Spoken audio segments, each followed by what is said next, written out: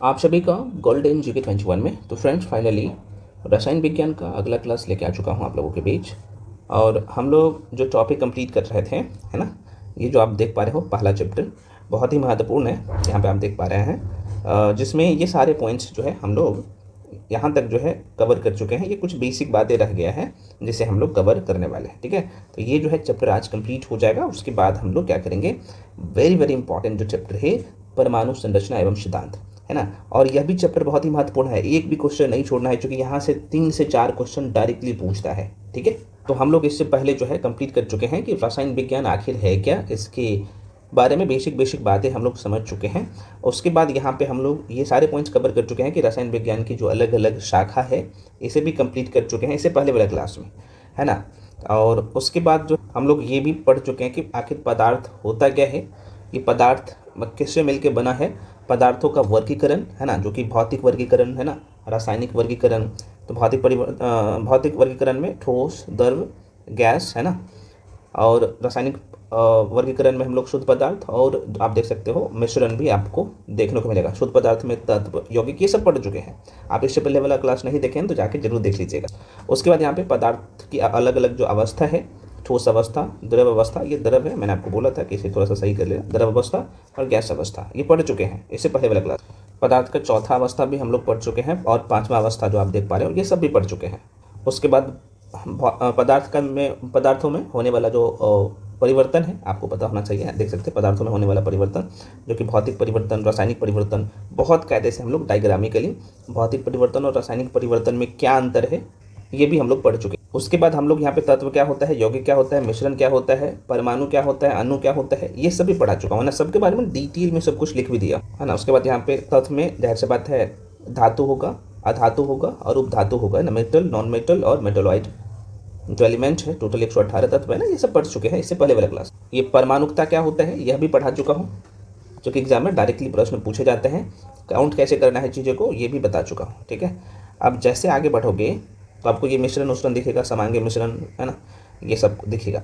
आज जो हम लोग शुरू करने वाले कहानी को यहाँ से, क्योंकि ये रह गया है, ये पॉइंट आप देख पा रहे हैं, ठीक है ना। यहाँ पे मिश्रण का जो ना पृथक्करण की विधियाँ, मिश्रण का पृथक्करण की विधियाँ, और यहाँ से आपके पेपर में डायरेक्टली प्रश्न पूछता है कि ये इवेपोरेशन क्या होता है ना, डिस्टिलेशन क्या होता है, आसवन क्या होता है, ऊर्ध्वपातन क्या होता है, फिल्ट्रेशन क्या होता है ना, और ये काम कैसे करता है। तो डायग्रामिकली पिक्टोरियल फॉर्म में सब कुछ आज कंप्लीट करने वाले हैं और ये टॉपिक ही आज कंप्लीट हो जाएगा। फ्रेंड्स, आप लोगों का डिमांड रहता है कि सर हम आपके साथ जुड़ना चाहे तो कैसे जुड़े, क्योंकि यह बैच पूरे तरीके से 72वीं बीपीएससी के लिए समर्पित है। और जाहिर सी बात है अब बहुत ज़्यादा समय नहीं है, लगभग 70 से 80 दिन आपके प्रीलिम्स एग्जाम का है। और इसी कड़ी में हम आपके लिए कंप्लीट सीरीज लेके आए हैं ताकि आपका प्री ना रुके। और इसका जो फी है मात्र 1499 कर दिया हूँ, और यह ऑफर सीमित समय के लिए, तो जो लोग ज्वाइन करना चाहते हो आराम से कर सकते हो। और सबसे बड़ी बात है इस बैच का कि आप देख सकते हो स्लोट वाइज में सारे क्लासेस हो रहा है। जैसे पहला स्लोट में ये आप देख पा रहे हो, ये सारे सब्जेक्ट आपका पूरा हो रहा है, दूसरा में ये, तीसरा में ये, चौथा में ये, टोटल जो है 4 स्लोट में, और ये 15-15 दिन का स्लोट है और 20-20 दिन का स्लोट है। और इसमें आपको पूरा करवाया जा रहा है ना, सारे सब्जेक्ट का आपको क्लासेस मिल रहा है रिकॉर्डेड फॉर्म में। उसके बाद आपको सबका बुकलेट जो है ना, हैंडरिटन नोट्स, सब कुछ मिल रहा है। तो जो लोग ज्वाइन करना चाहते हो देख सकते हो ये सारी चीज़ें आपको मिलेगा, है ना। और 1-to-1 मेंटोरशिप मिलता है, जो कि आप 50,000 लाख रुपया दे के भी पढ़ते हो तो ये सुविधा आपको कहीं नहीं मिलता है। और यहाँ पे जो भी लोग आपके लिए काम कर रहे हैं एक्सपर्ट हैं और कहीं ना कहीं इस स्तर को कंप्लीट कर चुके हैं वैसे लोग हैं, ठीक है। तो जो लोग ज्वाइन करना चाहते हो आप क्या कर सकते हैं, इस नंबर पे, यहाँ पे जो स्क्रीन पे फ्रेंड्स दिख रहा होगा नंबर 7319924130, 7319924130, इसी नंबर पे आपको पेमेंट करना होता है। पेमेंट आप गूगल पे, फोन पे, पेटीएम किसी भी माध्यम से कर सकते हैं और उसका स्क्रीनशॉट करके इसी नंबर पे भेज दीजिएगा, है ना। क्योंकि ये व्हाट्सअप नंबर भी यही है, कॉलिंग नंबर भी यही है और पेमेंट का नंबर भी यही है। तो पेमेंट करने के बाद आप क्या करिएगा, इसी नंबर पे उसका स्क्रीनशॉट करके भेज दीजिएगा। उसके बाद आपको एट अ टाइम तुरंत बैच में जोड़ दिया जाएगा, ठीक है। अगर आप मॉक टेस्ट ज्वाइन करना चाहते हो तो देखो भाई, कितना भी पढ़ लीजिए, मॉक टेस्ट बहुत ज़्यादा जरूरी होता है। और सबसे बड़ी बात है ये मॉक टेस्ट जो तैयार किया गया बीपीएससी का जो न्यू पैटर्न है उस पर आधारित सारे क्वेश्चन रहते हैं। यकीन नहीं है तो आप जाके देख लीजिएगा, टेलीग्राम पे बहुत सारे मॉक टेस्ट है। और इसका फी अब जो है मात्र 499 कर दिया हूँ, इसमें, है ना। इसमें आप देख पा रहे हो कि टोटल 30 मॉक टेस्ट है, ठीक है ना, यहाँ पे आप देख पा रहे हैं। तो नंबर वही है, मॉक टेस्ट भी ज्वाइन करना चाहते हो तो आपको यहाँ पे इसी नंबर पे पेमेंट करना होता है, उसका स्क्रीनशॉट करके इसमें भेज दीजिएगा तो आपको जोड़ दिया जाएगा। कोर्स के रिगार्डिंग अगर कोई इन्फॉर्मेशन भी चाहिए आपको तो आप क्या कर सकते हैं, इसी नंबर पे कॉल करके इन्फॉर्मेशन भी आप ले सकते हैं। सीजल 4 का बैच के लिए बोल रहे थे बहुत सारे लोगों को, मैं देख रहा था भाई ये बैच ऑलरेडी शुरू है, तो ज्वाइन करना चाहते हो नंबर वही है और इसका फ़ी मात्र 999 है। आराम से आइए, पढ़िए सारे subject, reasoning, math, general studies, general science, each and everything सब कुछ आपको पढ़ाया जा रहा है एक जगह। तो आराम के आइए, है ना, आराम से आइए और जुड़ के पढ़ सकते हैं। थोड़ा सा हम लोग यहाँ पे समझ लेते हैं, हालांकि ये चीज़ें तो इससे पहले वाला वीडियो में हम लोग पढ़ चुके थे, मैं आपको एक बार रिवीजन करवा देता हूँ। फ्रेंड्स, जाहिर सी बात है कुछ लोगों का मन में क्वेश्चन आएगा, सर परमाणु क्या होता है, तत्व क्या होता है, अणु क्या होता है, यौगिक क्या होता है, ठीक है। तो अगर मैं यहाँ पे बोलूँ कि भाई पूरे विश्व में, पूरी दुनिया में जो भी पदार्थ आपको दिख रहा होगा यह किससे बना है, तो परमाणु से मिलकर बना है ना। किससे मिलकर बना है, परमाणु से, एटम से मिलकर बना है, ठीक है। किससे, तो एटम से मिलकर बना है।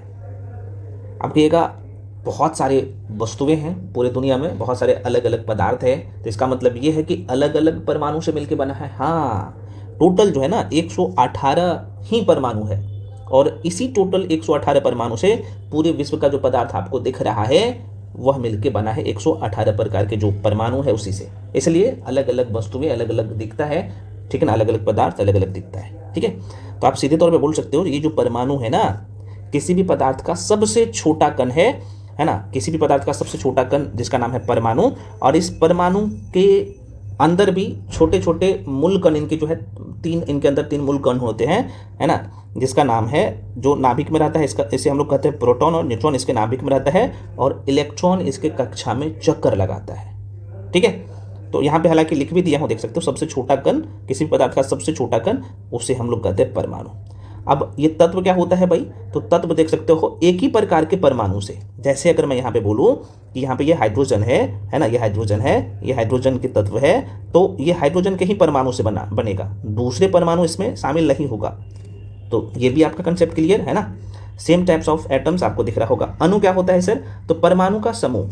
अब देखो परमाणु का समूह, तो इसमें अलग अलग परमाणु भी हो सकते हैं, जैसे आप देख सकते हो H2O, ये जल का अणु है ना, तो आप देख सकते हो ये H2, ये भी अणु है, तो इसमें क्या है, एक मिनट रुको, यहाँ पे मान लो कि H2 है, तो इसमें आप देख सकते हो कि सिर्फ हाइड्रोजन का 2 अणु है, सॉरी हाइड्रोजन के 2 परमाणु है, माफी चाहता हूँ। ये जो आप H2 जो देख पा रहे हो, ये अणु जो है इसमें 2 हाइड्रोजन है ना, आपको यहाँ पे दिख रहा होगा कैसे, तो आप देख सकते हो इसमें H2 में देख सकते हो 2 हाइड्रोजन है ना भाई, 2 हाइड्रोजन है। अब यहाँ पे आप देख पा रहे हो ये है H2O, जो कि जिसे हम लोग जल कहते हैं H2O। तो H2O में क्या है भाई, देख सकते हो एक तो ऑक्सीजन है और 2 हाइड्रोजन के परमाणु है, तो एक ऑक्सीजन के परमाणु 2 हाइड्रोजन के परमाणु, तो ये किसका निर्माण करता है, तो आप कहेगा सर अणु का। तो अणु का डेफिनेशन क्या हो गया, परमाणुओं का समूह। आप देखो परमाणुओं का समूह, अब यहाँ पे कंफ्यूजन लोगों को रहता है, तो ये 2 या 2 से अधिक परमाणु होगा, तो ये अलग अलग तत्व के परमाणु भी यहाँ पे हो सकते हैं, ये बहुत डिटेल में पढ़ा चुका हूँ, बस इतना ध्यान रखना। यौगिक क्या होता है, तो यौगिक के लेके ना, यौगिक यहाँ पे अणु और यौगिक के लेके लोगों के मन में कंफ्यूजन रहता है, नहीं रहना है। देखो भाई इसमें क्या है, अणु में क्या है, अणु में और यौगिक में जो कंफ्यूजन रहता है आज दूर कर लीजिए। अणु में क्या है, तो 2 या 2 से अधिक परमाणु, अलग अलग तत्व के परमाणु हो सकते हैं, तो उसके समूह को हम लोग क्या कहते हैं, अणु कहते हैं। यौगिक में क्या है, 2 अलग अलग तत्व है, 2 अलग अलग तत्व होना चाहिए, 2 अलग अलग। अगर यहाँ पे मैं यहाँ पे लिख दूँ कि H2, तो ये यौगिक नहीं होगा, तो क्योंकि एक ही प्रकार के तत्व है जो कि 2 हाइड्रोजन है, तो इसलिए इसे हम लोग यौगिक नहीं कहेंगे। तो आप सीधे तौर पर बोलेंगे इसका मतलब सर ये अलग अलग तत्व इसमें होता है, किसमें, यौगिक में।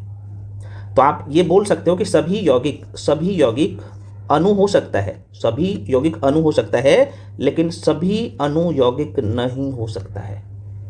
सभी यौगिक अणु हो सकता है, लेकिन सभी अणु यौगिक नहीं हो सकता है, ठीक है। तो ये ध्यान रखना, और आशा करते हैं कि आपको ये चीज़ें समझ में भी आ गया होगा। मैं आपको ये चीज़ें आप एक स्पेशल वीडियो बना के दे दिया हूँ, वहाँ से आप देख सकते हो, ठीक है। तो मन में डाउट नहीं होना चाहिए कि भाई परमाणु क्या होता है, एटम क्या होता है, एलिमेंट क्या होता है ना, मॉलिक्यूल क्या होता है और कंपाउंड्स क्या होता है ना। तो ये मैं एक बार पुनः रिवीजन करवा दूँ, चूँकि एक चैप्टर ही है परमाणु संरचना, एटॉमिक स्ट्रक्चर, वहाँ पे वो चूँकि शब्दों को हम लोग बार बार यूज करेंगे तो आपको काम आएगा।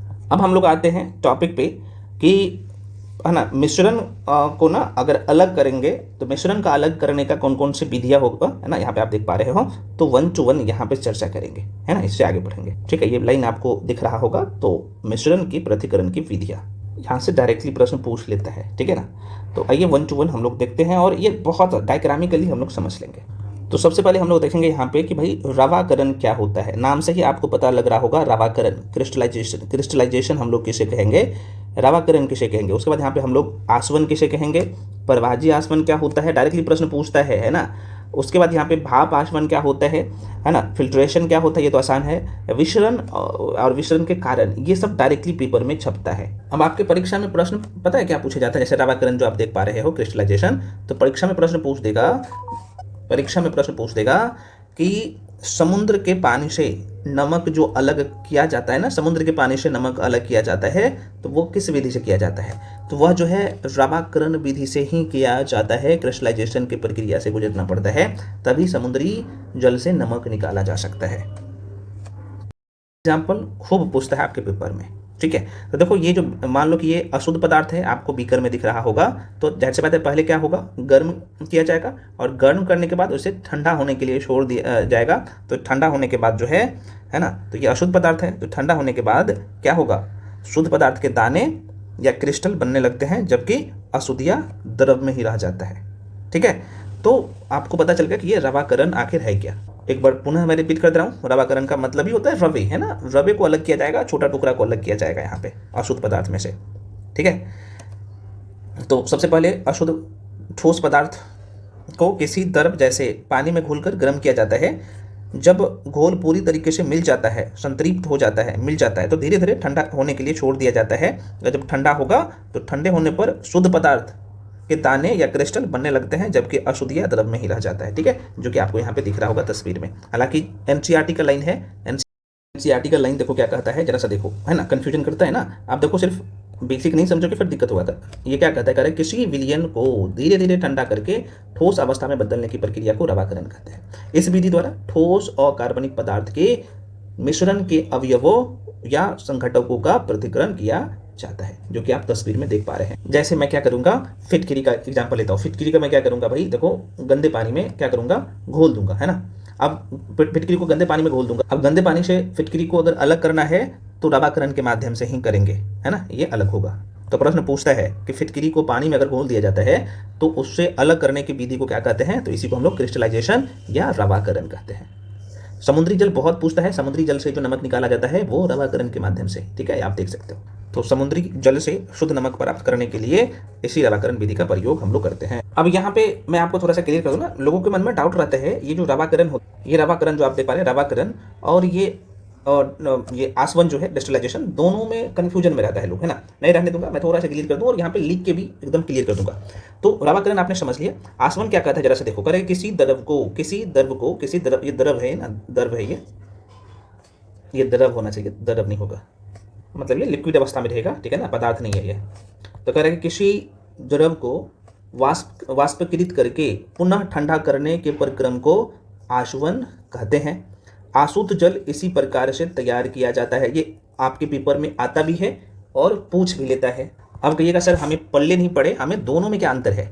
ठीक है ना, रवाकरण और आसवन, डिस्टिलाइजेशन में, डिस्टिलाइजेशन और डिस्टिलाइजेशन दोनों में अंतर क्या है, तो यहाँ पे लिख देता हूँ भाई, देख लो, ये क्लियर भी कर लो। यहाँ पे लिख देता हूँ रवाकरण। ठीक है, रवाकरण जैसे क्रिस्टलाइजेशन कहते हैं। दूसरा क्या है सर, तो आप कहिएगा दूसरा है आसवन।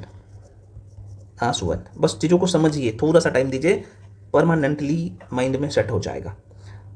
तो इसका जो रवाकरण का जो मुख्य लक्ष्य होता है, रवाकरण का जो मुख्य लक्ष्य होगा, क्या होगा मेरे भाई, तो आप कहिएगा सर इसका जो है मुख्य लक्ष्य होगा कि हमें क्या चाहिए, हमें ठोस शुद्ध टुकड़े चाहिए, है ना, टुकड़े चाहिए। ठीक है, टुकड़े चाहिए। लेकिन आसवन में क्या होना चाहिए, तो इसमें शुद्ध, है ना, यहाँ पे लिख देता हूँ, हमें यहाँ पे क्या चाहिए, हमें, है ना, द्रव, है ना, द्रव शुद्ध रूप में चाहिए, शुद्ध रूप में, द्रव हमें शुद्ध रूप में चाहिए, है ना। तो यहाँ से क्या होगा, इसका जो मुख्य लक्ष्य होगा, मुख्य लक्ष्य क्या होगा, हमें ये प्राप्त करना है। अब अगली काम क्या है भाई, प्रक्रिया, कौन कौन से प्रक्रिया से गुजरना पड़ेगा भाई, तो प्रक्रिया देख लो। प्रक्रिया में क्या होगा, तो घोल को गर्म करके, रवाकरण में क्या होगा, रवाकरण में क्या होगा, हम लोग क्या करेंगे, घोल को गर्म करके, घोल को गर्म करके फिर धीरे धीरे क्या करेंगे, फिर धीरे धीरे क्या करेंगे, ठंडा करेंगे, ठंडा करेंगे ना भाई, ठंडा करेंगे, ठंडा करते हैं, ठंडा करते हैं। लेकिन यहाँ पे क्या होगा भाई, घोल को यहाँ पे क्या करते हैं मेरे भाई, यहाँ पे क्या करते हैं भाई, तो इनकी प्रक्रिया की बात कर लो, कौन सी प्रक्रिया से गुजरना पड़ेगा, तो आप कहिएगा सर इसमें जो है क्या करना पड़ेगा, तो घोल को उबाल कर, यहाँ पे क्या करेंगे, घोल को उबाल कर, है ना, भाप बनाते हैं, भाप बनाते हैं, घोल को उबाल कर भाप बनाते हैं, और उसे क्या करते हैं, और फिर यहाँ पे लिख देता हूँ, फिर उसे ठंडा करते हैं, है ना, ठंडा करते हैं। तो दोनों देखो अलग अलग है। अब जाहिर सी बात है इसका उदाहरण भी आपके मन में आएगा कि सर उदाहरण तो बता दीजिए, ये तो आप बता दिए, उदाहरण क्या होगा, उदाहरण, ठीक है ना। तो जाहिर से चाशनी से मिश्री बनाना, चाशनी होता है भाई, चाशनी होना चाहिए, चाशनी से मिश्री बनाते हो, देखे हो मिश्री बनाते हुए, मिश्री बनाना, ठीक है। या फिर आप बोल सकते हो कि समुद्री जल से नमक बनाना, ठीक है। तो ये किसका उदाहरण है, रवाकरण का। यहाँ पे उदाहरण इसका देख लो भाई, थोड़ा सा जगह कमी है, उदाहरण की मैं बात कर लूँ तो यहाँ पे क्या होगा, गंदे पानी से, यहाँ पे ऐसे बोल सकते हो कि गंदे पानी से शुद्ध पानी, गंदे पानी से शुद्ध पानी, गंदे पानी से शुद्ध पानी बनाना। तो आपको ये क्लियर हो गया है कि ये जो डिस्टिलाइजेशन है और रवाकरण है, दोनों में क्या अंतर है, ठीक है। तो यहाँ पे जो पदार्थ निकलेगा क्रिस्टल के रूप में, और यहाँ पे लिक्विड के फॉर्म में, गंदे पानी को भाई शुद्ध पानी के रूप में बनाना हो ना, तो हम लोग आसवन विधि का प्रयोग करते हैं। यहाँ पे एक ठोस है, एक द्रव है ना, आप देख सकते हो, जैसे मान लो कि समुद्री जल, इसका बहुत बढ़िया उदाहरण है ना। या फिर आप देख सकते हो कि चीनी की चाशनी से अगर चीनी को बनाना है या मिश्री बनाना है, तो ये रवाकरण से करते हैं, और ये आसवन का आपने समझ लिया कि गंदे पानी से शुद्ध पानी को निकाला जाए। तो यहाँ पे एक लाइन भी लिखा भी हूँ कि भाई मुख्य लक्ष्य में क्या होना चाहिए आसवन में, तो हमें शुद्ध रूप में क्या चाहिए, लिक्विड चाहिए शुद्ध रूप में, और यहाँ पे हमें क्या चाहिए भाई, हमें ठोस में, इसमें सॉलिड में शुद्ध टुकड़े चाहिए। तो आज के बाद मत गलती करिएगा कि रवाकरण क्या होता है, क्रिस्टलाइजेशन क्या होता है, और आसवन क्या होता है, डिस्टिलाइजेशन क्या होता है। और यहाँ पे आपको दिख भी रहा होगा तस्वीर में, मैं यहाँ पे दिखाने का कोशिश करता हूँ। मेरा मोटिव है कि भाई एक बार केमिस्ट्री पढ़ लो ना, नहीं दोबारा पढ़ने का जरूरत पड़ेगा, बस जितना करवा रहा हूँ, दे रहा हूँ मटेरियल, बस करते जाओ, पर लेकिन वीडियो देखना।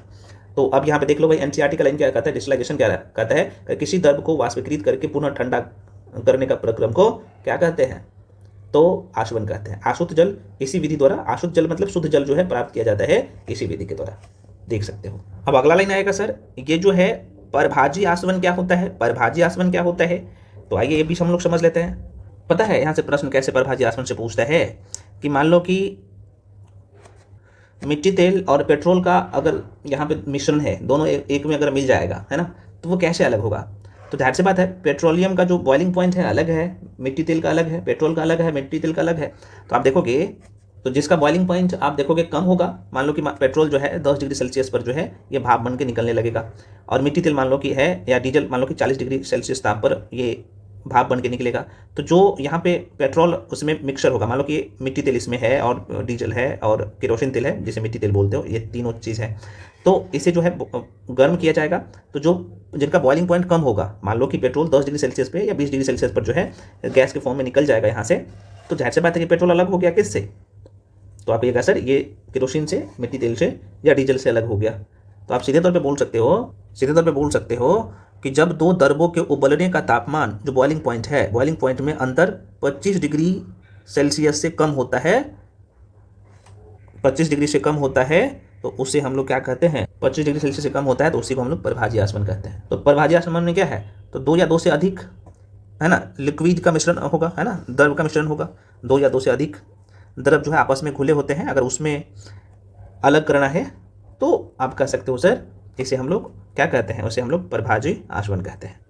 बहुत आसान है यार, इसका बढ़िया जो है एक उदाहरण है केरोसिन तेल से पेट्रोल को अलग करना, है ना, डीजल से केरोसिन तेल को अलग करना। तो ये इनका बहुत बढ़िया उदाहरण है और पूछता है, तो बस गलती मत करिएगा।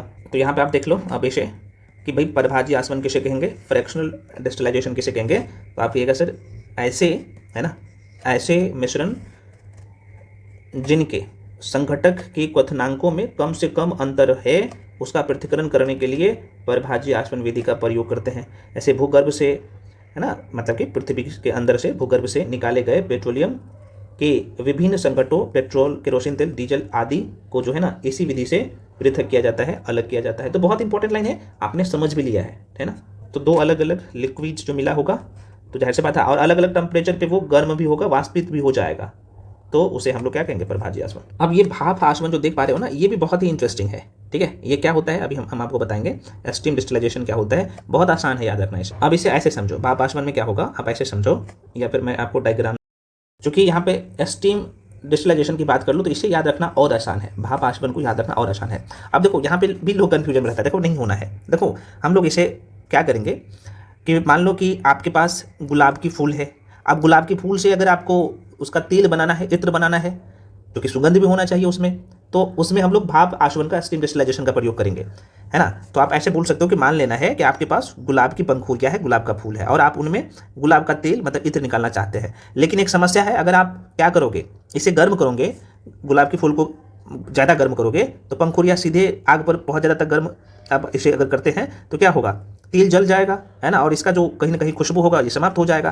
तो हम लोग क्या करेंगे यहीं पे फिर भाप ना, जैसे हम लोग कहते हैं ना भाप आसवन, स्टीम डिस्टिलाइजेशन का प्रयोग करेंगे। अब खेल यहाँ से शुरू होगा। तो हम लोग क्या करेंगे, हम एक बर्तन में पानी को उबालेंगे। हम लोग क्या करेंगे, एक बर्तन में पानी को क्या करेंगे, उबालेंगे, जो कि आपको तस्वीर में दिख रहा होगा, जिससे खूब सारी भाप को इकट्ठा कर लेंगे। भाप को क्या करेंगे भैया, हम लोग इकट्ठा कर लेंगे, भाप को इकट्ठा करेंगे, है ना, स्टीम को यहाँ पे स्टोर करेंगे।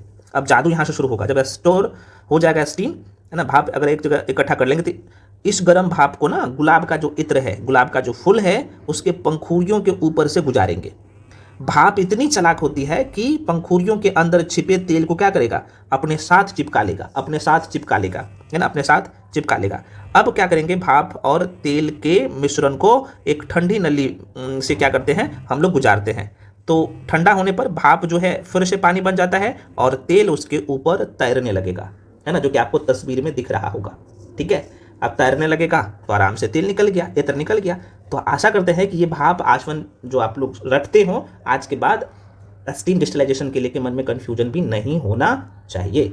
अब यहाँ पे देखो, यहाँ पे लिख भी दिया हो कि इस विधि से उन कार्बनिक पदार्थों का शुद्धिकरण किया जाता है जो जल में अविलय होता है परंतु गर्म करने पर वाष्पशील होते हैं और प्रायः अपने क्वथनांक पर अपघटित हो जाता है। जैसे गुलाब का फूल, कितना अच्छा उदाहरण दिया हूँ, इत्र का तेल निकलना है तो मेथिल एल्कोहल है, एसीटोन है, एथिल एल्कोहल है, इसका उदाहरण है। वेरी वेरी इंपॉर्टेंट है, मैं पुनः कर रहा हूँ। ऑब्जेक्टिव आप जाके जरूर लगाइएगा, ऑब्जेक्टिव लगाओगे, जितना ऑब्जेक्टिव क्वेश्चन सॉल्व करोगे कंसेप्ट और क्लियर होगा। कंसेप्ट तो क्लियर हो ही गया ना, क्योंकि वहाँ पे ऑब्जेक्टिव क्वेश्चन बनाओगे ना, तो आपका क्या होगा, जो कन्फ्यूजन रहेगा एग्जाम हॉल से पहले दूर हो जाएगा, ठीक है। अब अगला है मेरे भाई, इसका नाम है फिल्ट्रेशन। ये तो नाम से ही पता चल रहा होगा, इसे हमें बताने की जरूरत नहीं है। फिल्ट्रेशन क्या होता है ना, जिसे हम लोग हिंदी में निस्पंदन बोलते हैं, फिल्ट्रेशन। क्योंकि इसमें ज़्यादा कुछ है नहीं फिल्ट्रेशन में, आप यहाँ पे देखोगे ना तो आपको यहाँ पे साफ साफ दिख रहा होगा, है ना, फिल्ट्रेशन एग्जाम्पल भी आपको दिख रहा होगा। तो फिल्ट्रेशन में एक्चुअली होता ये है कि मान लो कि हम लोग चापाकल जैसे बात है, गाँव में आप देखे होंगे अभी भी है, या फिर आप जहाँ पे रहते हो तो कहीं ना कहीं बोर्डिंग होता है, वहाँ से नीचे से पानी ऊपर निकालते हैं ना, तो हम लोग पानी को तो डायरेक्टली पीते नहीं, फिल्टर होता है पानी, उसके बाद हम लोग पीते हैं। तो वही चीज़ें हैं, यहाँ पे लिख भी दिया हूँ, आप देख सकते। कह रहा है कि यदि किसी, ये बहुत मिस्टेक या द्रव होगा ना, लिक्विड है ये द्रव का मतलब होता है पदार्थ, ठीक है ना, कोई बात नहीं, यहाँ पे मैं बता दे रहा हूँ, और आप लोग अभी तक कर रहे हैं तो इतना तो पता चल ही होगा, प्रिंट आउट करवा लेना, ऐसे सही कर लेना। यदि किसी द्रव में कोई ठोस पदार्थ, है ना, निलंबित है तो उसे अलग करने के लिए फिल्ट्रेशन विधि का प्रयोग करते हैं। बहुत आसान है, इसका बहुत अच्छा उदाहरण है, धरती पर जमा जल धरातल के नीचे पहुंचता है तो उसे हम हैंडपंप या ट्यूबवेल के द्वारा खींचकर जो है बाहर निकालते हैं, इसका बहुत बढ़िया उदाहरण है। या फिर आप ऐसे भी बोल सकते हो, अगर आप ये एनसीईआरटी में जाओगे तो आपको बोलता है ना कि आप कल्पना कीजिए कि आपके पास मिट्टी वाला गंदा पानी है और आप उसमें से मिट्टी को अलग करना चाहते हो, तो आप क्या करेंगे, तो आप बोलेंगे आप एक बारीक कपड़ा या छन्नी लेंगे, आप गंदे पानी को उस छन्नी के ऊपर डालेंगे। अब जादू क्या होगा भाई, तो जादू ये होगा कि साफ पानी नीचे चला जाएगा, है ना, और सारी मिट्टी ऊपर रह जाएगा। तो ये फिल्ट्रेशन ही होता है ना। तो बस बच्चे भी जैसे समझो, और मैं आपको हमेशा कहता हूँ भाई, चीज़ों को अच्छे से पढ़ोगे ना कंसेप्ट से, तो हमेशा परमानेंटली याद भी रहेगा। ठीक है, चलो आगे बढ़ जाते हैं भाई। अगला जो पॉइंट है यहाँ पे विसरण बहुत पूछता है, डिफ्यूजन। अब अगर मैं डायरेक्टली जैसे विसरण डिफ्यूजन जैसे आए, तो एक चीज़ हमारे माइंड में जरूर आता है कि अच्छा, हम लोग घर में पूजा करते हैं ना, तो अगरबत्ती जलाते हैं। तो अगरबत्ती जलाते हैं तो आप देख सकते हो, अगरबत्ती तो एक कमरा में जलाते हो और कमरा को खोल देते हो, उस रूम को खोल के रखते हो, तो कहीं ना कहीं दूसरे कमरा में भी जो है उसका खुशबू जाता है, सेंट जाता है। तो खुशबू जो जाता है, तो वो किसका उदाहरण है, वो डिस्टिलाइजेशन का ही एग्जाम्पल है। सॉरी, मैं डिस्टिलाइजेशन कर रहा हूँ, माफी चाहता हूँ, डिफ्यूजन का, विसरण का ही उदाहरण है। ठीक है, तो अब यहाँ पे देखो क्या मैं लिख दिया हूँ, कह रहा है कि घनत्व में अंतर रहने के कारण गैसों में मिलना विसरण कहलाता है। तापमान के बढ़ने से विसरण का गुण क्या करता है, बढ़ता है, और इस लाइन से प्रश्न पूछा गया है। ठीक है, अब देखो एनसीईआरटी का लाइन क्या कहता है। अच्छा, यहाँ पे एक लाइन, विसरण के गुण के कारण ही क्या होता है, तो गर्म खाने की जो है सुगंध पूरे कमरे में फैल जाती है ना। इत्र, आप समझ रहे हो ना, इत्र को बोतल खोलने, मतलब कि गुलाब का जो तिल होता है ना, उसका बोतल खोलिएगा ना, तो सुगंध जो है पूरे जगह, अलग अलग जगह फैल जाएगा। मूलमूत्र की दुर्गंध आप देखोगे तो नाक तक पहुंचता है, ये विसरण के कारण से होता है। अब थोड़ा सा ये तो ठीक है भाई, प्रश्न पूछता है, वो लाइन लिखा हूं। अब देखो बच्चे जैसे जो एनसीईआरटी में समझाया जाता है, उसका लाइन क्या रहता है, तो वो बोलता है कि आप कल्पना कीजिए कि आपके पास एक परफ्यूम है, परफ्यूम का शीशी है, और आप कमरे के एक कोने में खड़े होकर जो है ना उसे छिड़कते हैं, है ना, दबाते हैं, छिड़कते हैं। अब क्या होगा फिर, तो थोड़ी ही देर में कमरे के दूसरे कोने में बैठे आपके दोस्त या आपकी जो भी है सगी संबंधी लोग होगा, उसके पास तक भी खुशबू पहुंचने लगती है। ये कैसे होता है, तो चूंकि परफ्यूम के छोटे छोटे कण ना हवा में मिल जाते हैं और अपने आप ज़्यादा भीड़ वाली जगह से कम भीड़ वाली जगह की तरफ भागने लगता है। तो मान लो कि जाहिर सी बात है, ये इसमें परफ्यूम है, अब यहाँ से निकल रहा है, और यहाँ पे स्पेस ज़्यादा है और यहाँ पे कम है, तो ये कम से ज़्यादा भीड़ वाली जगह से जहाँ पे कम भीड़ होगा उधर की तरफ ये क्या करेगा, एंट्री करेगा। तो डिफ्यूजन भी समझ में आ गया, विसरण। यार रटना नहीं है मेरे भाई, कुछ भी नहीं रटना है। ठीक है, ऐसे भी याद रख सकते हो, इसका मैं ट्रिक भी बता दूं क्या, ऐसे रख सकते हो कि ऐसे याद आप रखिए, कोनों को भीड़ पसंद नहीं है, जहाँ बहुत सारे कण एक साथ जमा होते हैं वहाँ से निकलकर उस जगह से भागते हैं जहाँ खाली जगह है। तो वे तब तक भागते हैं जब तक सब जगह बराबर न फैल जाए। तो ये कह सकते हो, ये विसरण का एग्जाम्पल मैं आपको बता दिया हूँ। ठीक है, बस बेसिक सी बात है। अब मेरे अगला जो पॉइंट्स आप देख पा रहे हो, ये बहुत ही महत्वपूर्ण है। ठोस, द्रव तथा गैस पर जो है ताप का क्या प्रभाव पड़ता है, और डायरेक्टली प्रश्न पूछता है ना। आप देख सकते हो कि अगर ये ठोस को क्या करना, सीधे गैस में कन्वर्ट करना है, तो उसे क्या बोलोगे, है ना। अब यहाँ पे द्रव को, है ना, लिक्विड को क्या करते हो, लिक्विड को, यहाँ पे इंग्लिश में गलत लिख दिया मेरे भाई, लिक्विड होगा भाई, लिक्विड कर लेना। लिक्विड को अगर ठोस में बदलना है तो क्या करना पड़ेगा, बहुत अच्छा है और बहुत आसान है, हम आपको बच्चे जैसे समझा देंगे, बशर्ते आपको क्या करना है, चीज़ों को ध्यान में रखना है, और जैसे जैसे बोल रहा हूँ वैसे वैसे आप रिवीजन कर लीजिए, है ना। आ जाते हैं यहाँ पे 100 नोट्स पे, ताकि आपको और अच्छे समझ में आ जाए। अब देखो बहुत आसान है, ये याद कैसे रखिएगा, तो आपसे पूछा जाए भाई ये क्या है, यहाँ पे आपको क्या दिख रहा होगा, द्रव दिख रहा है फ्रेंड्स, है ना, ये द्रव है भाई, लिक्विड है। यहाँ पे आपको ठोस दिख रहा होगा, सॉलिड है ना, और यहाँ पे गैस है। अब प्रश्न कैसे पूछता है मैं थोड़ा सा बता देता हूँ। प्रश्न पूछेगा कि अगर यहाँ पे, ये तो बहुत आसान है, देखो क्या हो रहा है, ठोस से क्या हो रहा है, द्रव हो रहा है ना, लिक्विड फॉर्म में कन्वर्ट हो रहा है सॉलिड से। तो आप ऐसे सोचो ना कि देखो ये ठोस को अगर लिक्विड में कन्वर्ट करना है तो जाहिर सी बात है इसे गलाना पड़ेगा, तो गलन होगा, तो आप एक साथ इसमें मेल्टिंग होगा, गलन होगा, बहुत आसान है। अब वही लिक्विड को क्या करोगे, आप देख सकते हो लिक्विड को हम लोग क्या करते हैं, द्रव को अगर ठोस बनाना है तो जमाना पड़ेगा, है ना, जमाना पड़ेगा, मतलब ये जमेगा, तो जिसे हम लोग जमना कहते हैं, फ्रीजिंग कहते हैं। इतना आसान है, एक बार पुनः रिपीट करिए। ठोस को पानी बनाना है, ऐसे बोलो, ठोस को पानी में बनाना है तो क्या बोलोगे, इसको गलाओगे, ठोस को। बर्फ को हम लोग गलाते हैं तो क्या बोलते हैं, गलन, है ना, बर्फ को गलाते हैं तो वो द्रव बन जाता है, पानी बन जाता है। वही अगर हम लोग फिर से ये जो क्या है भाई, बर्फ है, बर्फ का पानी है, उसे ठंडा करेंगे तो ये जम जाएगा, तो जम जाएगा तो सॉलिड बन जाएगा, जिसे हम लोग फ्रीजिंग कहेंगे। तो फ्रीजिंग में क्या होगा, तो आप ये द्रव से सॉलिड बनेगा, है ना, द्रव से लिक्विड से सॉलिड बनेगा। ये दोनों क्लियर हो गया है, मुझे पता है, ठीक है। चलो अब आ जाते हैं यहाँ। यहाँ देख लो ये क्या है मेरे भाई। अब द्रव से क्या करेंगे हम लोग, इसे देखो भाई, थोड़ा सा और बड़ा कर देता हूँ। यहाँ पे देखिएगा द्रव से क्या हो रहा है फ्रेंड्स, तो द्रव से, लिक्विड से अगर हमें गैस बना देना है, मतलब कि पानी को क्या करना है, एकदम भाप बनाना है, तो भाप में उड़ा देना है पानी को, तो ये गैस बन जाएगा। आप देख सकते हो कितना आसान है। अब वही गैस को हम लोग क्या करेंगे, अब उसी गैस को हम लोग क्या करेंगे, गैस से फिर से क्या करेंगे भाई, लिक्विड बना देंगे, है ना, द्रव बनाएंगे, तो उसे हम लोग कहेंगे। अच्छा ये मैं आपको बताया हूँ, ये जो बनेगा भाई, थोड़ा सा एक बार देख लो, रिपीट कर दे रहा हूँ, यहाँ पे देख लो, ये जो आप देख पा रहे हो, लिक्विड से, द्रव से गैस बन रहा है, इसे हम लोग इवेपोरेशन कहते हैं। इवेपोरेशन को हम लोग हिंदी में क्या कहते हैं, वाष्पीकरण, है ना, वाष्पीकरण कहते हैं। तो आप क्या देख रहे हो, ये द्रव से क्या हो रहा है, गैस बन रहा है, उसे हम लोग इवेपोरेशन या वाष्पीकरण, ये तो बहुत आसान होता है। अब एग्जाम में ये वाला प्रश्न पूछता है, ये वाला, कि अगर गैस को, क्या है भाई, अगर गैस को क्या करोगे, तो गैस को क्या करोगे, तो एक मिनट कलर ये लेता हूँ, कह रहा है कि अगर गैस को लिक्विड में कन्वर्ट करना है, अगर गैस को द्रव में कन्वर्ट करना है, ये द्रव है मेरे भाई, द्रव है, तो द्रव में कन्वर्ट करना है, तो उसे हम लोग कंडेंसेशन कहते हैं, जिसे हिंदी में आप कहते हो संघनन कहते हैं, है ना, संघनन, है ना, संघनन, संघनन कहते हैं, संघनन कहते हैं इसे। क्लियर हो गया ये भी। तो आप कहिएगा सर अगर हमें लिक्विड को गैस में कन्वर्ट करना है तो वाष्पीकरण कहेंगे, इवेपोरेशन कहेंगे। अगर गैस को हमें किस में कन्वर्ट करना है, तो गैस को हमें द्रव में कन्वर्ट करना है, गैस से हमें पानी बनाना है, द्रव बनाना है, तो उसे हम लोग कंडेंसेशन कहेंगे, जो कि इसे संघनन कहेंगे। कितना आसान है, ये भी क्लियर। अब इधर आ जाओ, तो ये दोनों क्लियर। अब यहाँ पे आ जाइए। अब यहाँ पे क्या कह रहा है, अब ठोस को क्या बनाना है भाई, ठोस से अगर हमें गैस बनाना है, तो इसका एग्जाम्पल, तो उसे हम लोग कहेंगे सब्लिमेशन। इसका उदाहरण भी बताऊंगा, सबका ध्यान रखिएगा। तो इसे हम लोग ठोस से गैस बनना हम लोग सब्लिमेशन कहते हैं, ऊर्ध्वपातन कहते हैं, और फिर से गैस को ठोस में बनाना डिपोजिशन कहते हैं, डिफोजन, ये भी डिपोजिशन भी बहुत पूछता है ना, डिपोजिशन जिसे हम लोग निक्षेपण कहते हैं ना, यहाँ पे लिख देता हूँ, इसे हम लोग निक्षेपण कहते हैं, तो निक्षेपण, डिपोजिशन को हिंदी में निक्षेपण कहते हैं। अब थोड़ा सा ये होता क्या है, ये तो आपने दो चार बार प्रैक्टिस करिएगा ना, ये याद हो जाएगा परमानेंटली। अब देखो यहाँ पे लिख भी दिया हूँ। अब ये काम कैसे करता है अभी हम लोग देखने वाले हैं। कह रहे कि ठोस का ये द्रव है भाई, द्रव में बदलना, जाहिर सी बात है, ठोस से डायरेक्टली जो है द्रव में बदलते हो, तो ये जिसे हम लोग गलन कहते हैं, मेल्टिंग कहते हैं, बहुत आसान है।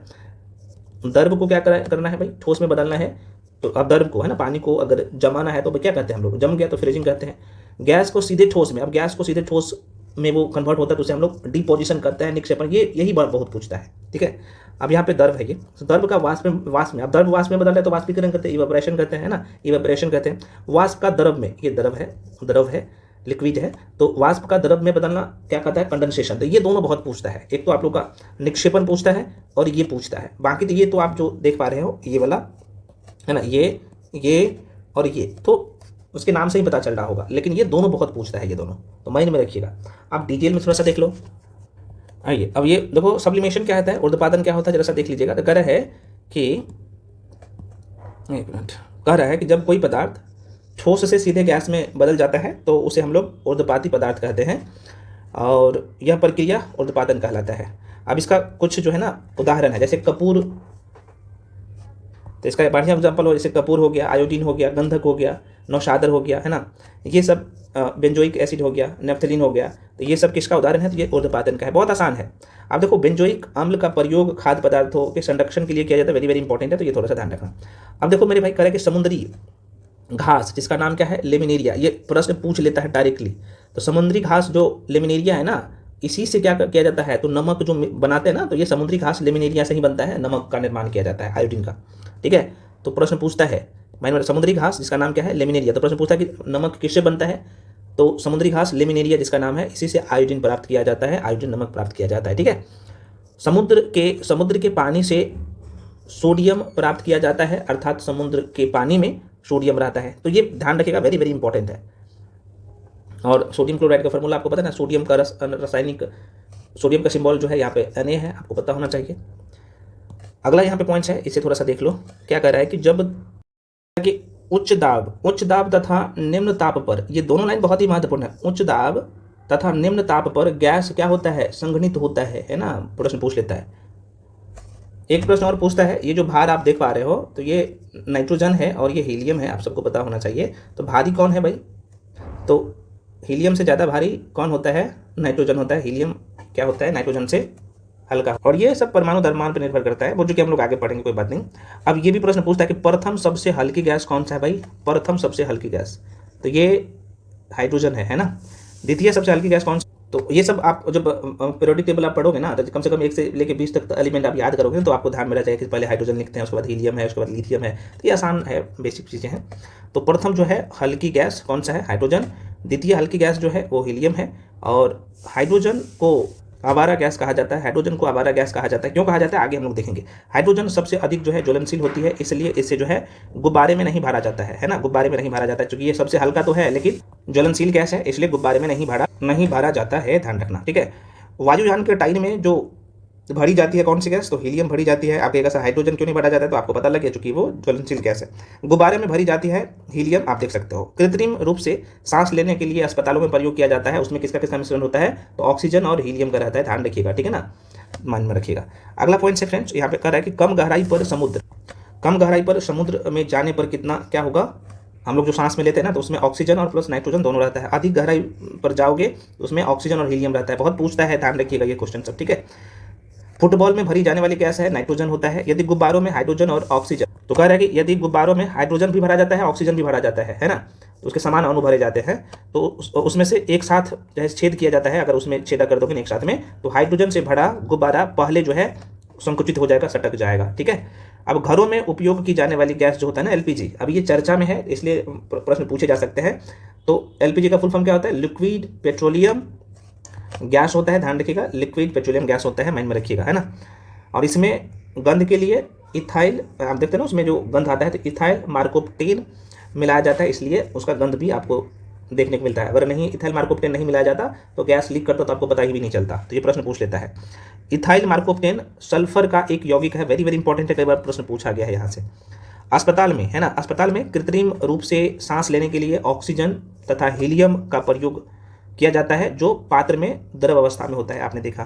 Cold drink, freeze soda, lemon soda, है ना, यहाँ पे क्लब जो है सोडा, द्रव में गैस का मिश्रण है। ये बेसिक बातें हैं। कह रहे कि दाब बहुत इंपॉर्टेंट है, दाब भरण प्रणाली, ये जो आप देख पा रहे हो, दाब भरण प्रणाली से एलपीजी गैस भरा जाता है, ये बेसिक बातें हैं। कोल्ड ड्रिंक में ये CO2 है, CO2 कार्बन डाइऑक्साइड गैस भरी जाती है, जो जल से अभिक्रिया करके एक कार्बनिक अम्ल का निर्माण करता है। ये वेरी वेरी इंपॉर्टेंट है, कई बार प्रश्न पूछा गया है, तो ये लाइन थोड़ा सा ध्यान रखिएगा, कोल्ड ड्रिंक से प्रश्न पूछा जाता है। तो CO2 और H2O से जो है H2CO3, जिसे हम लोग कार्बनिक अम्ल कहते हैं, इसका निर्माण होता है। समुद्र से ऊपर या नीचे, अब फॉर्मूला सब कैसे बना सकते हो, ये कैसे बनता है, वो अगला चैप्टर है, वहाँ पे हम लोग पढ़ेंगे। एकदम जीरो से पढ़ाऊंगा सब कुछ, जीरो से तो पढ़ा भी रहा एकदम सब कुछ फार्मूला बनाना सिखाऊंगा, और कैसे जो है एक दूसरे से जुड़ता है वो भी बताऊंगा सब कुछ। समुद्र जल से ऊपर या नीचे जाने पर जो है वायुमंडलीय दाब क्रमशः घटता है, पूछ लेता है क्वेश्चन, माइंड में रखिएगा। पृथ्वी के सतह से ऊपर पर जो है वायुमंडलीय दाब क्रमशः घटता है, जिसके कारण क्वथनांक भी घट जाता है, लेकिन वाष्पीकरण की दर तेज हो जाती है, ध्यान रखिएगा।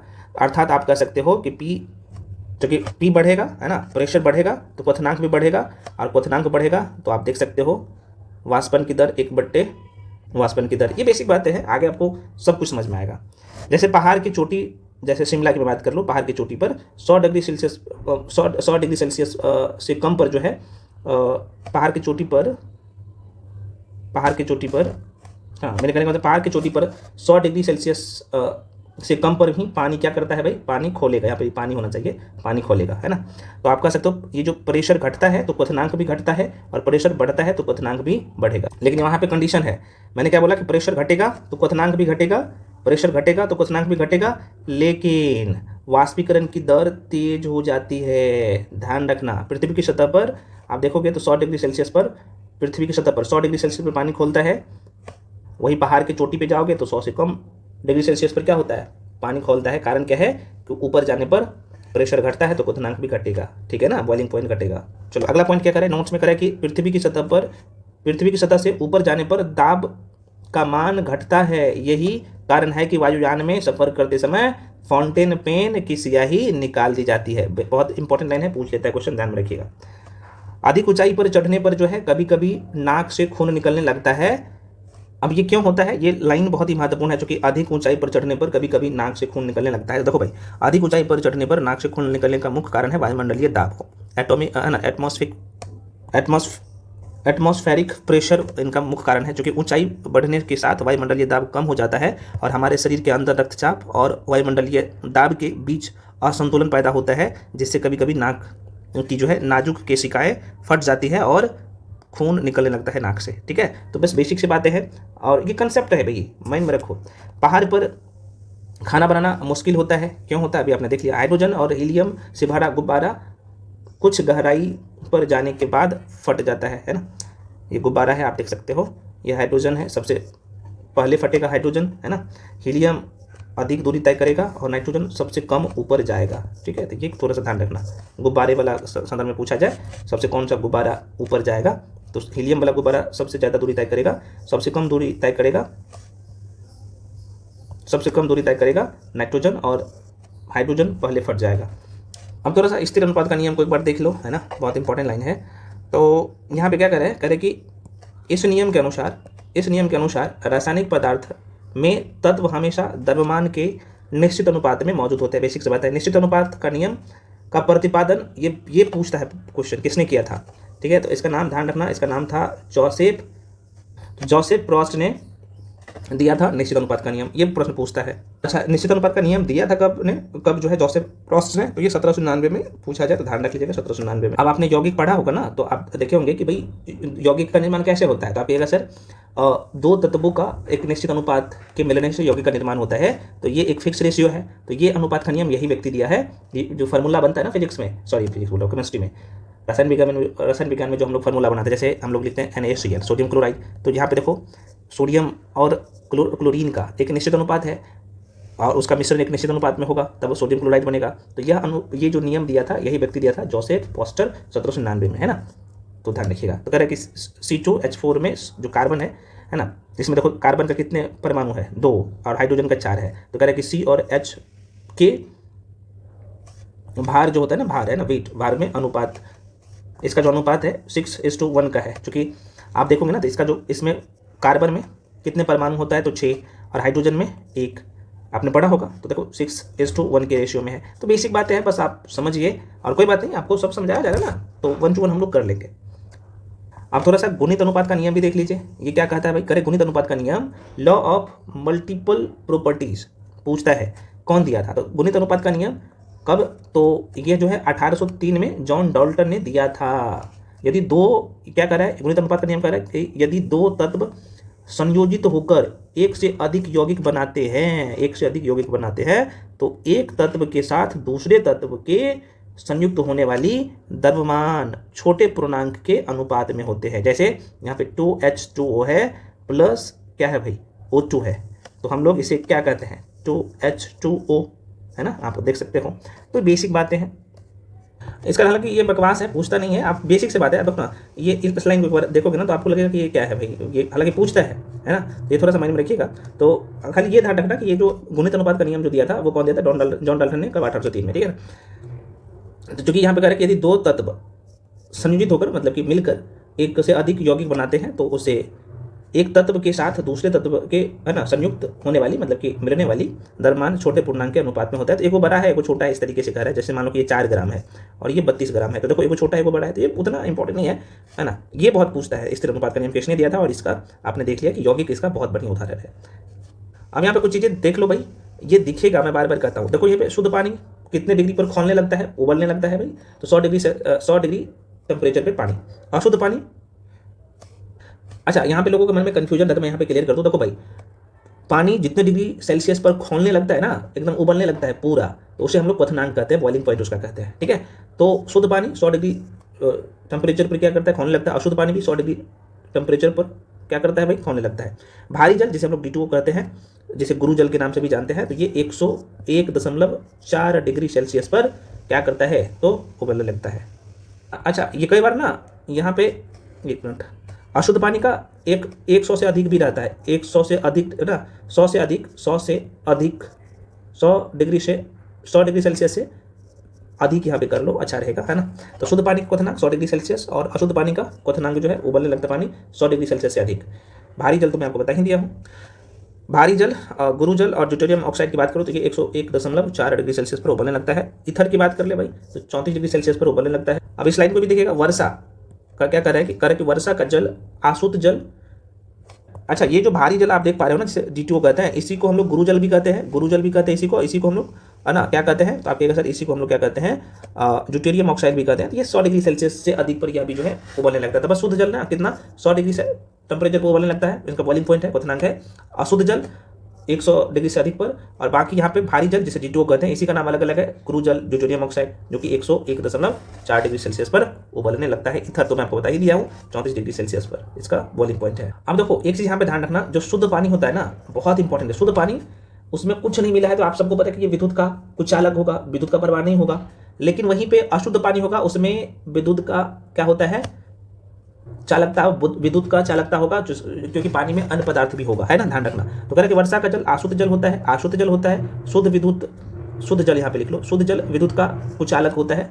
क्योंकि हम लोग जो टॉपिक पढ़ रहे हैं ना इसका नाम ही है रसायन विज्ञान का समान परिचय, तो कुछ जो इंपॉर्टेंट बातें हैं वहाँ पे मैं मेंशन कर दिया हूँ सारी चीजें। देखो प्रेशर कुकर के अंदर खाना जल्दी पक जाता है, क्योंकि कुकर के अंदर आप देखोगे तो जब दाब बढ़ता है तो उसका ताप भी लगभग कितना हो जाता है, 125 डिग्री सेल्सियस से 130 डिग्री सेल्सियस हो जाता है इस कारण से, है ना।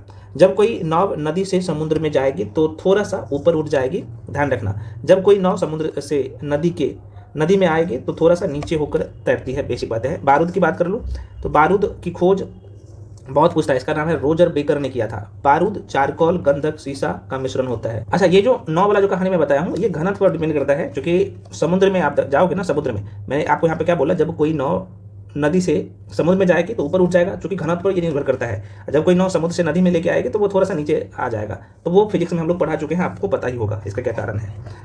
बारूद किसका मिश्रण होता है, बहुत इंपॉर्टेंट है, बारूद किसका मिश्रण होता है भाई, तो इसमें चारकोल गंधक सोडा का मिश्रण होता है।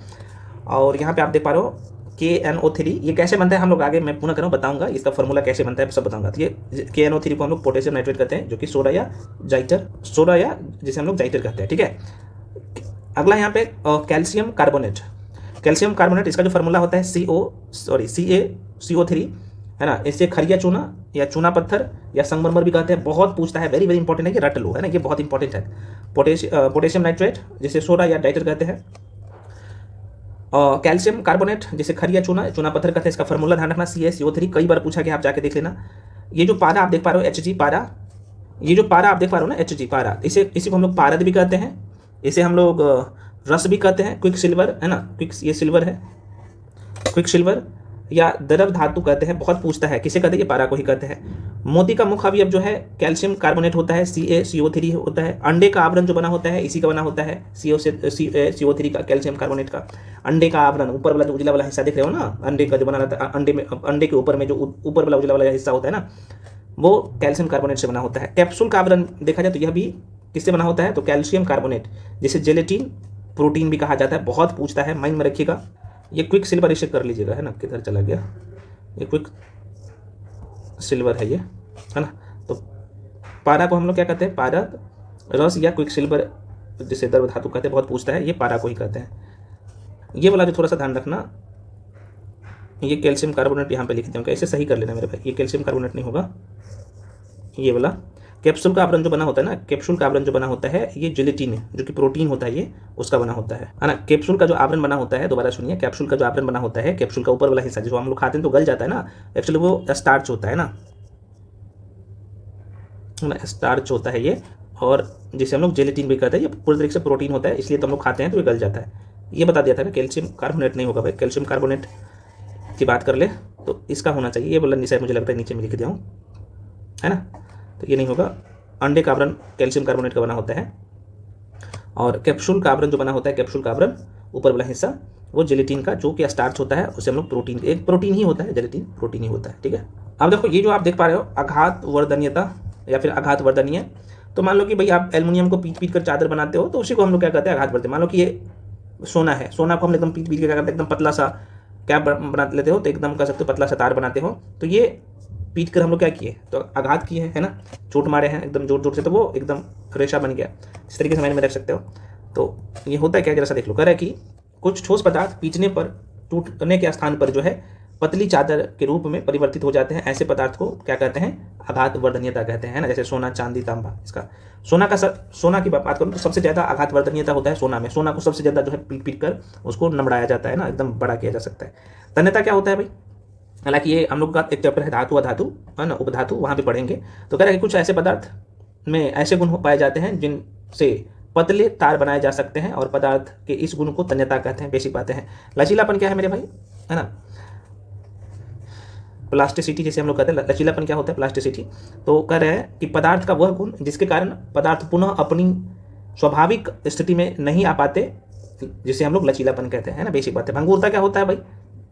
तो कह रहे हैं कि कुछ ठोस पदार्थ हथौड़े से पीटने पर, है ना, छोटे छोटे टुकड़ों में परिवर्तित हो जाते हैं। इस पदार्थ को भंगुरता कहते हैं। कठोरता की बात करो तो विभिन्न पदार्थ एक दूसरे की तुलना में कम या अधिक कठोर होते हैं। बेसिक बातें हैं। अब कठोरता की माप तो ये मोह स्केल द्वारा किया जाता है कि कोई पदार्थ कितना कठोर है, इसका पता कैसे हम लगाते हैं, कैसे लगाते हैं, उसका माप कैसे किया जाएगा? तो मोह स्केल के द्वारा की जाती है। सर्वाधिक कठोर पदार्थ कौन है? हीरा है, और मोह स्केल पर इसकी कठोरता 10 है ना, 10 है। तो फ्रेंड्स, हम लोग जो है एकदम पहला चैप्टर था रसायन विज्ञान का समान परिचय, उसे बहुत अच्छे से कवर कर लिए हैं। कुछ एक्स्ट्रा इन्फॉर्मेशन भी आपको दिया गया है ना। आपका दायित्व बनता है कि ऑब्जेक्टिव अब आप क्या करो, लगा लो, ठीक है ना। अगला चैप्टर रहने वाला है, बहुत ही महत्वपूर्ण है। चैप्टर का नाम ही है, आप देख पा रहे हो, परमाणु संरचना एवं सिद्धांत, एटॉमिक स्ट्रक्चर एंड थ्योरी। इतना इंपॉर्टेंट है कि मत पूछिए, 3 से 4 क्वेश्चन इसी चैप्टर से आता है हमेशा। तो बहुत महत्वपूर्ण है, ये केमिस्ट्री का जड़ है दोनों टॉपिक। तो कोई बात नहीं, अगले वीडियो में हम लोग इस टॉपिक को पूरा करेंगे। वीडियो को लाइक कर दीजिए, चैनल को सब्सक्राइब कर दीजिए। जो लोग नए हैं और जो लोग पेड बैच में आना चाहते हो, बहुत ही नॉमिनल फी है, आप आ सकते हो। आप देख सकते हो कि 1 to 1 सारी चीज़ें कवर करते हैं, और एग्जाम में इसके बाहर क्वेश्चन जाएगा ही नहीं, है ना। तो फ्रेंड्स, मिलते हैं अगले वीडियो में। सभी लोग टेलीग्राम पे जाकर जरूर जुड़ जाइए। और इससे पहले 1 शॉर्ट वीडियो आप नहीं देखे हो अलग अलग सब्जेक्ट का, तो ऑलरेडी आप लोगों के लिए एक सेपरेट प्लेलिस्ट बना दिया गया है 1 शॉर्ट वीडियो का, तो वहाँ से आप जाके देख सकते हो। मिलते हैं अगले वीडियो में, तब तक के लिए जय हिंद।